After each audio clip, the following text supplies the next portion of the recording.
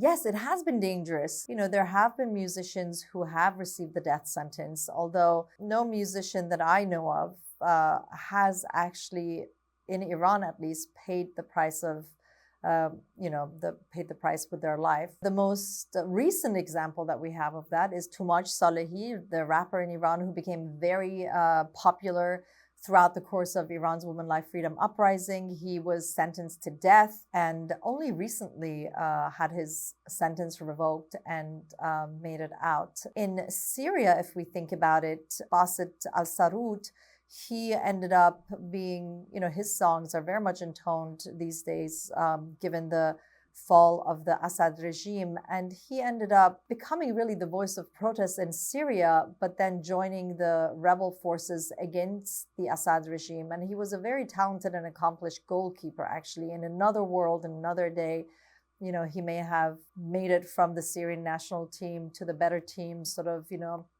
Egyptian or Jordanian or Emirati and onto the European League, perhaps. But given the particulars of his political context, he joined the rebel forces and ultimately died in fighting Assad. And there was also a story of Ghashoush, the other protest singer, having his throat cut and his vocal cords pulled out. There's some lack of clarity around his story, because then a few years later, some story surfaced that he was indeed alive. But that just goes to show, the risk that musicians take on for voicing protest. Another very sort of prominent example, because music has been so prolific and so important in the Iranian context in particular, is Mohammad Reza Shajarian, Iran's preeminent vocalist of Persian classical music, who wasn't incarcerated. He was way too popular for that, for the regime to be able to do that to him, but who became effectively banned from singing and giving concerts and leaving the country. So